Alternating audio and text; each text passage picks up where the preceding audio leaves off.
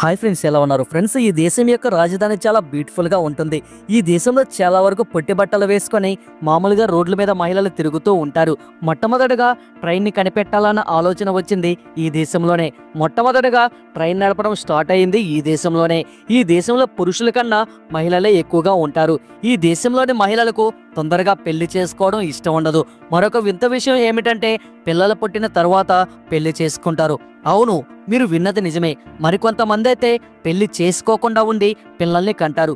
ఈ దేశం యొక్క చరిత్ర ఎక్కువగా పర్యాటకుల్ని ఈ దేశం వైపు ఆకర్షించేలా చేస్తుంది. ఈ దేశంలో చూడడానికి ఎంతో అందమైన టూరిస్ట్ ప్లేసులు ఉన్నాయి. అందుకే ఈ దేశానికి ప్రతి సంవత్సరం దాదాపు 3 కోట్ల మంది టూరిస్టులు వస్తూ ఉంటారు.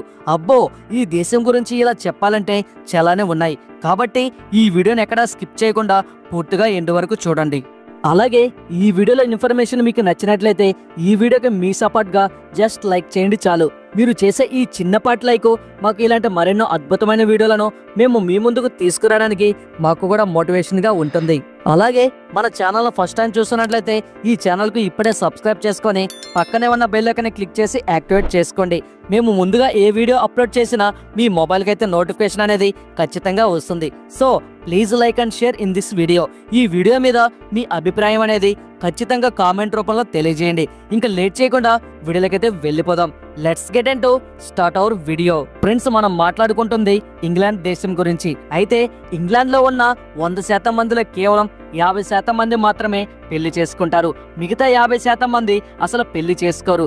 ఈ ఇంగ్లాండ్ దేశంలోని ఆడవారు మగవారు 35-36 సంవత్సరాలు వచ్చిన తర్వాతే పెళ్లి చేసుకుంటారు. అయితే ఈ దేశంలో పెళ్లిళ్ళు చేసుకోవడాన్ని అంత సీరియస్ గా తీసుకోరు. లక్షలు కోట్ల రూపాయలు పెళ్లిళ్ళ కోసం ఈ దేశంలో ఖర్చు పెట్టరు. పెళ్లిళ్ళ మీద కన్నా కెరీర్ మీద వాళ్ళ మీద వారు దృష్టి పెడతారు.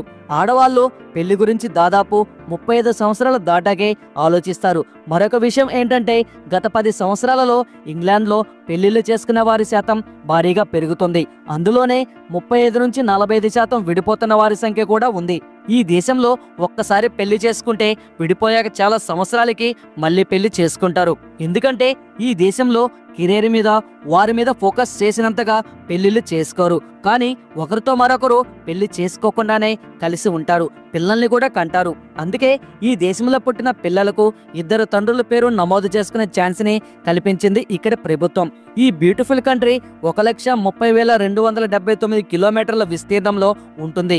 అయితే ఒకప్పుడు ఈ దేశం చాలా దేశాలని పరిపాలించింది. ఈ దేశాన్ని రాజులు పాలిస్తున్న దేశంగా మనం పిలవచ్చు.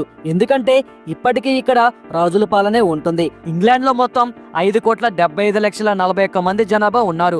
అందులో 46% మంది క్రిస్టియన్స్ కాగా 5.7% మంది ముస్లింలు కాగా 1.7% మంది హిందువులు, బౌద్ధులు 0.5% మంది, అన్ని మతాల్ని పాటించేవారు 0.9% మంది ఇక్కడ ఉన్నారు. ఇక్కడ ఇంట్రెస్టింగ్ విషయం ఏమిటంటే ఈ మతాన్ని పాటించిన వారు బాగా ఉన్నారు. ఒకప్పుడు ప్రపంచంలో 88% ఇంగ్లాండ్దే ఉండేది. ఉదాహరణకు అమెరికా, భారత్, ఆఫ్రికా దేశాలు కూడా ఇంగ్లాండ్లో భాగస్వామిగా ఉండేవి. ఈ దేశంలో ఇంగ్లీష్ అఫీషియల్ లాంగ్వేజ్ అని చెప్పుకోవచ్చు. ఈ దేశంలోని ఇంగ్లీష్ అనేది ఇంటర్నేషనల్ లాంగ్వేజ్ అయ్యింది. ఇక్కడ ఇంగ్లీష్ మాత్రమే కాక వేరే ఇతర భాషలను మాట్లాడేవారు కూడా ఉన్నారు. లండన్ మీరు ఇప్పుడు చూస్తున్నది ఇంగ్లాండ్ యొక్క క్యాపిటల్ సిటీ లండన్. ఈ లండన్కి ఒక్కసారైనా రావాలని చాలా మందికి ఉంటుంది. లండన్ ప్రపంచంలోనే అత్యంత క్లీన్ సిటీల్లో ఒకటిగా దీనికి పేరు ఉంది. అయితే ఈ లండన్ సిటీలో ఉండడం అన్నది చాలా ఖర్చుతో కూడుకున్న పని. అయితే రోమన్లు ఈ దేశానికి వచ్చాక లండేనియం అనే పేరు పెట్టారు. ఆ తర్వాత క్రమేపీ లండేనియన్ అనే పేరు లండన్ గా మారింది. అయితే లండన్ సిటీ చాలా ఫాస్ట్ గా డెవలప్ అవుతూ వచ్చింది. వైటియన్స్ లండన్ ని ఆక్రమించుకున్నాక ఒక ఘటన జరిగింది. 1666వ సంవత్సరంలో ఒక పెద్ద ఫైర్ యాక్సిడెంట్ అయ్యింది. దీన్ని the great of fire London గా పిలవడం మొదలు పెట్టారు. ఇది ఎంత పెద్ద ఫైర్ యాక్సిడెంట్ అంటే దాదాపు 5 రోజుల పాటు మెజారిటీ లండన్ సిటీ అనేది మంటల్లోనే ఉంది. ఈ ఫైర్ యాక్సిడెంట్ లో కొంతమంది చనిపోయారు కూడా. దాదాపు 12,400 ఇళ్లు ఈ ఫైర్ యాక్సిడెంట్ లో కాలిపోయాయి. ఆ తర్వాత వెంటనే ఈ ఘటన నుంచి తేలుకొని తిరిగి కసితో లండన్ నగరాన్ని కళ్ళు చెదిరే విధంగా భారీ దుకాణాలు బిల్డింగ్స్ తో లండన్ కి పూర్వవైభవం తీసుకువచ్చారు. ఆ తర్వాత జరిగిన రెండో ప్రపంచ యుద్ధం వల్ల లండన్ కి కొంత డ్యామేజ్ జరిగింది. లండన్ ప్రజలు తిరిగి లండన్ ని బాగా డెవలప్ చేశారు. దీంతో ఇప్పుడు లండన్ ఇంగ్లాండ్ రాజధాని అయిన ఒక సంస్కృతి పరంగానే కాకుండా ఫ్యాషన్, ఆర్థిక పరంగా లండన్ అనేది చాలా డెవలప్ లో ఉంది. క్రికెట్ అంటే మన అందరికీ చాలా ఇష్టమైన ఆట. అయితే ఇక్కడే క్రికెట్ అనేది పుట్టింది, ఈ ఇంగ్లాండ్ లోనే. ఇంగ్లాండ్ ఏ ఏ దేశాలను అయితే పరిపాలించిందో ఆయా దేశాలన్నిటిలో తమ రాజ్యాలను విస్తరిస్తూ వాటితో పాటు క్రికెట్ ను కూడా ఆయా దేశాల్లో ఇంట్రడ్యూస్ చేసింది. ఇప్పుడు చూస్తే గనక క్రికెట్ అనేది ఇంటర్నేషనల్ గేమ్. ఏ దేశాలైతే ఆఫ్రికా కాంట్రాక్ట్ పరిధిలోకి వస్తారో ఆయా దేశాలన్నీ ఆఫ్రికా దేశాలుగా, ఏషియన్ కాంట్రాక్ట్ పరిధిలోకి వచ్చే దేశాలన్నీ ఏషియన్ దేశాలని, యూరప్ కాంట్రాక్ట్ పరిధిలోకి వచ్చే దేశాలని యూరోపియన్ దేశాలుగా పిలుస్తారు. అయితే ఇంగ్లాండ్ దేశం మాత్రం ఇలా ఏ దేశ పరిధిలోకి రాదు. ఫ్రాన్స్, ఇంగ్లాండ్ మధ్య 35 కిలోమీటర్ల దూరం మాత్రమే ఉంటుంది. ఎక్కువగా ఇంగ్లాండ్ నుంచి ఫ్రాన్స్ కి సముద్ర మార్గం ద్వారానే ప్రయాణం చేస్తారు. ఇంగ్లాండ్ నుంచి ప్యారిస్ కి 450 కిలోమీటర్ల దూరం ఉంటుంది. ఫ్లైట్ లో వెళితే 1.5 నుంచి 2.5 గంటలో వెళ్ళవచ్చు.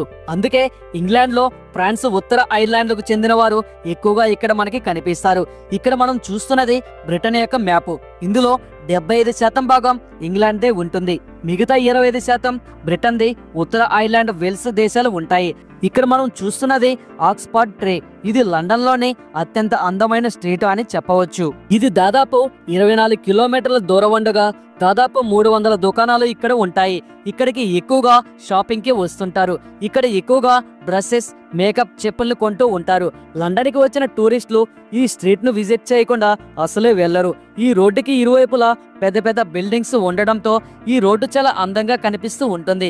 ఇక్కడ రోడ్ల పైన డాన్సులు కూడా వేస్తూ, పాటలు పాడుతూ, తిరుగుతూ, తింటూ టైం పాస్ చేస్తుంటారు. Canadian market. ఈ మార్కెట్ లండన్ లో చాలా ఫేమస్. ఈ మార్కెట్ లో లేటెస్ట్ డిజైన్ గల బట్టలు ఉండడంతో పాటు ఓల్డ్ ఫ్యాషన్ బట్టలు, చేనేత వస్త్రాలు, ఎలక్ట్రిక్ ఐటమ్స్ దొరుకుతాయి. ఈ మార్కెట్ ఒకప్పటి లండన్ ని గుర్తుకు తెస్తుంది. Port petro road market. London లోని నార్తింగ్ హిల్స్ లో ఉండే ఈ మార్కెట్ లో పురాతన వస్తువులు దొరుకుతాయి. ఇంగ్లాండ్ ఒకప్పుడు పాలించిన 50 దేశాల నుంచి దొంగతనంగా తీసుకువచ్చిన వాటిని ఇక్కడ ప్రతి శనివారం అమ్ముతారు. ఎవరికైతే పురాతన వస్తువులు ఇష్టమవుతుందో వారు మాత్రమే ఈ మార్కెట్ కి వస్తారు. Liverpool city. ఈ లివర్పూల్ సిటీ అనేది ఉత్తర పశ్చిమ దిశలో ఇంగ్లాండ్ లో ఉంటుంది. ఇక్కడ అతిపెద్ద పోర్టు ఉంది.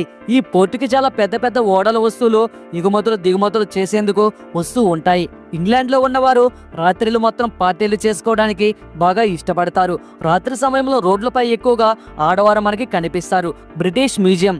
లండన్ కి వచ్చిన టూరిస్టులు, ముఖ్యంగా ఇండియన్ టూరిస్టులు మొట్టమొదటిగా విజిట్ చేయాలనుకునేది ఈ బ్రిటిష్ మ్యూజియం మాత్రమే. ఇది లండన్ లో ఉంటుంది. ఇందులో ఇతర దేశాల నుంచి తీసుకువచ్చిన దేవతామూర్తుల విగ్రహాలు, బట్టలు, తెల్లవార్లు ఉంటాయి. ఇందులో ఇంకొక సెక్షన్ ఉంటుంది. ఇందులో ఇతర దేశాల నుంచి తీసుకువచ్చిన చాలా విలువైనవి ఉంటాయి. ఇందులో ఔరంగజేబు యొక్క తలవార్, అమరావతి శిల్పకళ. ఫ్రెండ్స్, ఇదే భారత్ నుంచి దొంగిలించిన కోహినూర్ డైమండ్. బ్రిటిష్ యొక్క అసలైన కోహినూర్ డైమండ్ ని ఈ మ్యూజియంలో ఉంచారు. ఇది ఫ్రెండ్స్ ఇవాల్టి వీడియో. ఈ వీడియో మీకు నచ్చినట్లయితే లైక్ చేయండి, షేర్ చేయండి. ఇలాంటి మరెన్నో అద్భుతమైన వీడియోల కోసం మన ఛానల్ కు ఇప్పుడే సబ్స్క్రైబ్ చేసుకొని పక్కనే ఉన్న బెల్ ఐకాన్ అయితే క్లిక్ చేయండి. మేము ముందుగా ఏ వీడియో అప్లోడ్ చేసినా మీ మొబైల్ కి అయితే ఖచ్చితంగా నోటిఫికేషన్ అనేది వస్తుంది. So please like and share in this video. Thanks for watching. Next వీడియోలో మళ్ళీ కలుసుకుందాం. జై హింద్.